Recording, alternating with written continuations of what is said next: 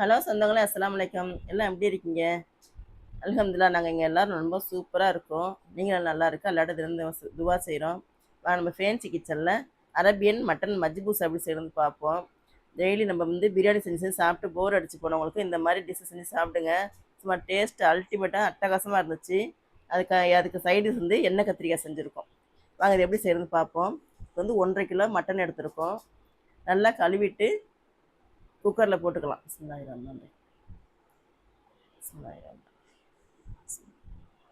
நல்லா கழுவிட்டு போட்டுக்குங்க குக்கரில். நல்லா எலும்பு கறி கொழுப்பு கறியாக இருக்கணும். இதுக்கு நல்லாயிருக்கும், டேஸ்ட்டாக இருக்கும். ஒரு குடமிளகாவை அப்படி அறுத்து வச்சுருக்கோம், அதை போட்டுக்கலாம். 3 பட்டை, 3 ஏலக்காய், 1 ஸ்பூன் மிளகு, 1 ஸ்பூன் ஜீரகம், 1 ஸ்பூன் சோம்பு போட்டுக்குவோம். இதில் 2 செம்பு தண்ணி ஊற்றிக்கலாம். கொஞ்சம் வேணுங்கிற அளவு உப்பு போட்டுக்குவோம். இதுக்கு 50 கிராம் பூண்டை தட்டி வச்சுருக்கோம் மிக்சியில், அதையும் இப்படி போட்டுக்கலாம். இதில் 1/2 ஸ்பூன் மஞ்சத்தூள் போட்டுக்குவோம். குக்கரை மூடிடலாம். அடுப்பத்தை வச்சு அடுப்பில் குக்கர் எடுத்து வச்சுக்கலாம். பிஸ்மில்லாஹ். இப்போ மல்லித்தலை போட்டுக்கலாம். கொஞ்சம் ஒரு கைப்பிடி அளவு மல்லித்தலை அப்படியே முழுசாக போட்டுக்கலாம். குக்கரை மூடி வச்சு ஒரு விசில் விட்டுக்குவோம். இதுக்கு 3 வரமிளகாய், 1 ஸ்பூன் சோம்பு, 1 ஸ்பூன் மிளகு, 5 ஏலக்காய், 5 கிராம்பு, 3 பட்டை, ஜீரகம் 1 ஸ்பூனு எல்லாம் வச்சுருக்குறோம். இதெல்லாம் நல்லா வறுத்துக்கலாம்.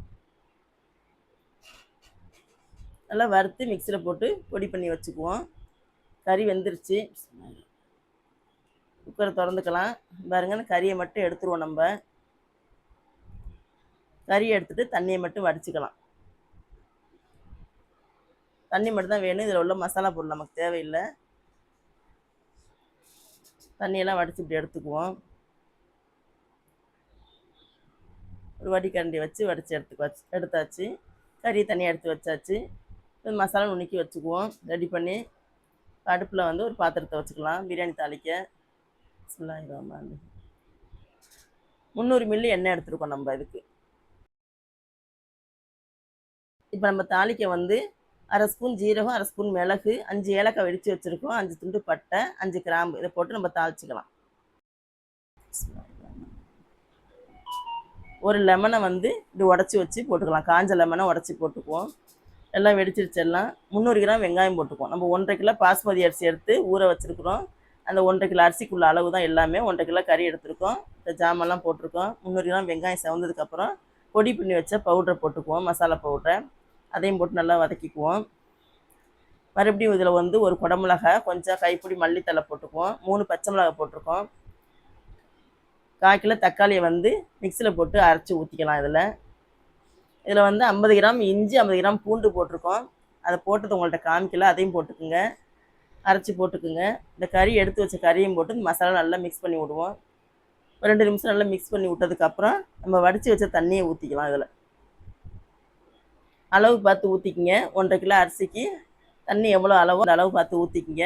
4 கப்பு 4 செம்பு தண்ணி ஊற்றிக்கிங்க.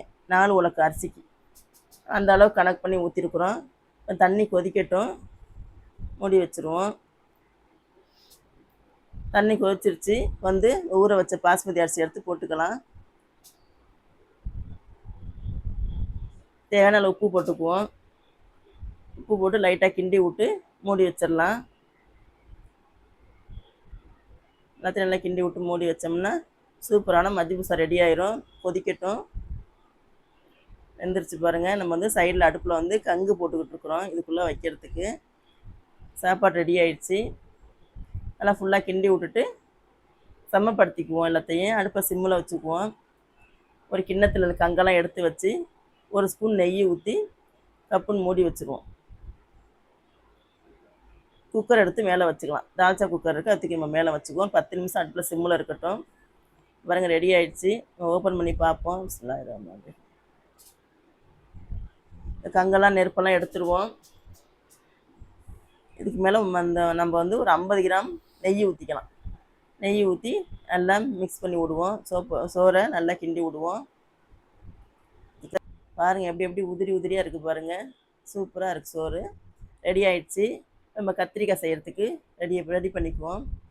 ஒரு கைப்பிடி அளவு கடலை எடுத்துருக்கோம். 1 ஸ்பூன் வெள்ளை எள்ளு எடுத்துருக்கோம். ரெண்டையும் வறுத்துக்கலாம். வறுத்து நுணுக்கி வச்சுக்குவோம். ஒரு கடாயில் எண்ணெய் ஊற்றிக்கலாம். 100 மில்லி எண்ணெய் ஊற்றிக்குவோம்.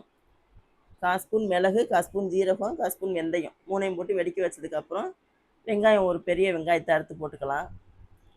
வெங்காயம் செவக்கட்டும். தக்காளி 100 கிராம் போட்டிருக்கோம், அதையும் போட்டுக்கலாம். நல்லா மிக்ஸ் பண்ணி விடுவோம். தக்காளி வெங்காயம் நல்லா வதங்கட்டும். வதங்கினதுக்கப்புறம் நம்ம வந்து இதில் கத்திரிக்காய் போட்டுக்குவோம். 1/2 கிலோ கத்திரிக்காய் எடுத்து வச்சுருக்கோம், சின்ன சின்னதாக மெலிசாக. இந்த கத்திரிக்காய் கழுவி இதில் போட்டுக்கலாம். இது எண்ணெயிலே கத்திரிக்காய் நல்லா வதக்கி விடுவோம்.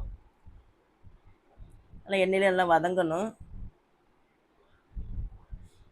வதங்கினதுக்கப்புறம் 1 ஸ்பூன் மிளகாத்தூள், 1 ஸ்பூன் காஷ்மீர் மிளகாத்தூள், 1 ஸ்பூன் மஞ்சத்தூள், 1 ஸ்பூன் மல்லித்தூள் போட்டு நல்லா வதக்கி விடுவோம். இது நல்லா வதங்கினதுக்கப்புறம் மிளகுத்தூள் 1 ஸ்பூனு, ஜீரகத்தூள் 1 ஸ்பூன் போட்டுக்குவோம். கொஞ்சம் மல்லித்தலை போட்டுக்கலாம். நல்லா வதக்கி விடுவோம். கத்திரிக்காய் நல்லா வதங்கிருச்சு. நம்ம வந்து ஒரு நெல்லிக்காய் சைஸ் அளவு புளி கரைச்சி வச்சுருக்கோம், அதையும் எடுத்து ஊற்றிக்கலாம். இதுக்கு தேவையான அளவு உப்பு போட்டுக்குவோம். நல்லா கத்திரிக்காய் வேகட்டும். புளியிலையே நல்லா வெந்து எண்ணெய் பிரிஞ்சு வந்துருச்சு பாருங்கள். இப்போ வந்து நம்ம அரைச்சி வச்சுருக்க கடலையும் எள்ளையும் போட்டுக்குவோம். அதில் கொஞ்சம் வந்து 1 ஸ்பூன் வெள்ளைத்தூள் போட்டுக்குவோம்.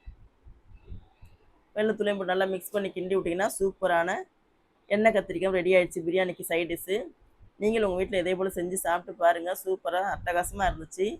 எப்படின்னு கமெண்டில் சொல்லுங்கள். ஃபேஸ்புக்கையும் இன்ஸ்டாகிராமையும் பார்க்குறவங்க நம்ம சேனலை ஃபாலோ பண்ணிக்கோங்க. ஃபஸ்ட்டு தடவை பார்க்குறவங்க சப்ஸ்கிரைப் பண்ணிட்டு பாருங்கள். உங்கள் ஆதரவு எங்களுக்கு எப்போதும் கொடுங்க. எப்படின்னு கமெண்டில் சொல்லுங்கள். அஸ்ஸலாமு அலைக்கும் வரஹ்மத்துல்லாஹி வபரகாத்துஹு.